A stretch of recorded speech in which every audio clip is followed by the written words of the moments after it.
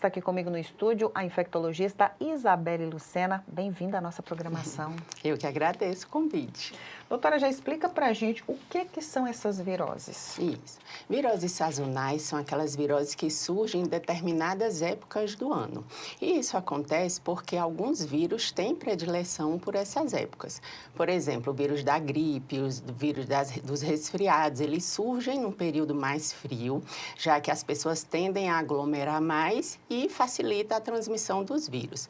Agora, no calorão que nós estamos, o vírus da dengue, ele surge, dengue, zika, chikungunya, as gastroenterites, já que as pessoas tendem a sair mais de casa, elas se alimentam mais fora de casa, então elas surgem. As conjuntivites, que são causadas pelo adenovírus, na grande maioria dos casos, e ainda esse ano reapareceu a catapora, porque de uns 2 anos para cá a vacina começou a ter falha no posto e ela voltou com força total. Eu queria que a senhora falasse um pouquinho de sintomas. São muito parecidos os sintomas uns com os outros? Depende da virose, né? Nesse caso, por exemplo, na época do calor, a conjuntivite, ela causa aquele alteração nos olhos, secreção, aquele olho que amanhece grudado. As gastroenterites, elas causam vômitos, diarreia e aquela dificuldade para se alimentar. E a dengue, a gente já lembra da dor atrás dos olhos, febrão que surge, dor no corpo e dor nas articulações também.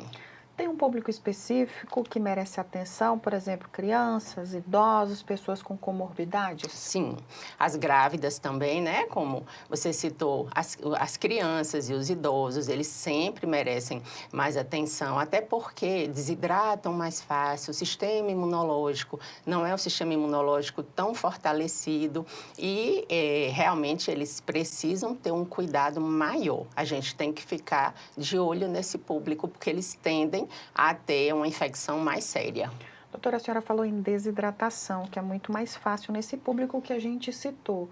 Eu tiro isso porque eu tenho filhos e é muito difícil quando eles estão doentes, tanto comer quanto se hidratarem.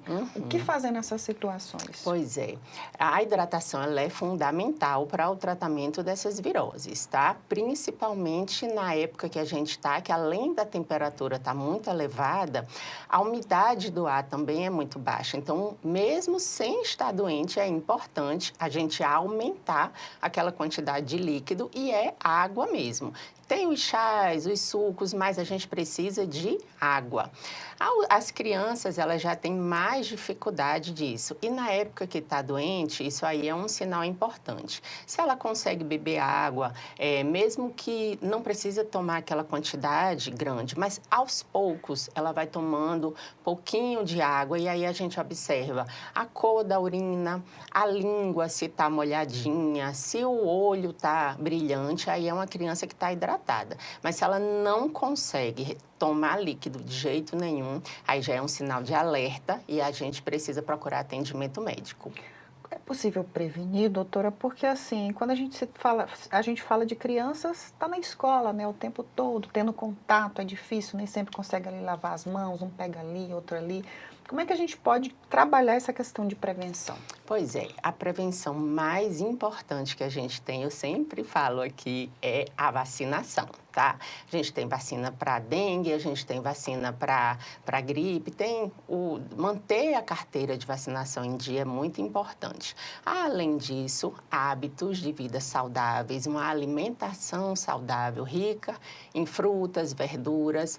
No caso dos adultos, evitar o tabagismo, o álcool em excesso, e aí isso vai ajudar o nosso sistema imunológico a ficar mais forte e combater melhor essas infecções. Essas viroses, elas podem ser tratadas dentro de casa? Qual caso, assim, que não precisa levar um médico ou tem caso de internação? Claro, depende, né? Você vai olhar o estado geral daquele paciente, daquela criança, daquele idoso.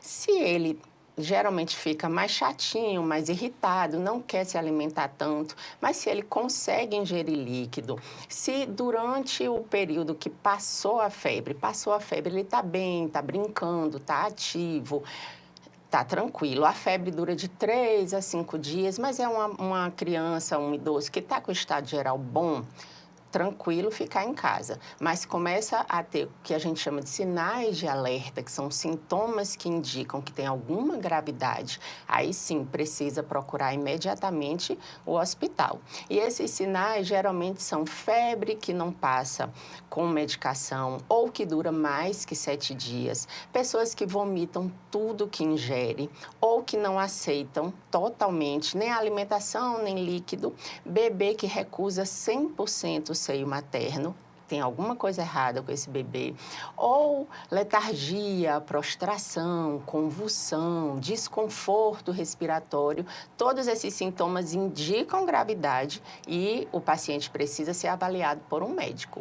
Tem muita gente que faz a automedicação. Acho que eu tenho isso, eu vou tomar tal medicação. E às vezes está correndo risco, né, doutora? Com certeza. Primeiro que precisa saber o que é que tem, né? A gente fala, tudo é virose, mas assim, dengue é uma virose e é uma virose que pode levar a óbito. Então, é importante procurar a avaliação, saber o que é que tem. A gente sabe que, no caso da dengue, por exemplo, tem medicamentos que a gente não pode utilizar, como os anti-inflamatórios, a aspirina. Então, é importante saber o que é que vai utilizar e ser orientado por um profissional de saúde. O que é que todo mundo pode fazer em casa? Hidratar. Isso aí é fundamental. Pode dar líquido, pode dar um remédio para febre, mas se perceber que não está bem, procurar atendimento. Doutora, eu queria muito agradecer sua participação. Muito obrigada. Eu que agradeço.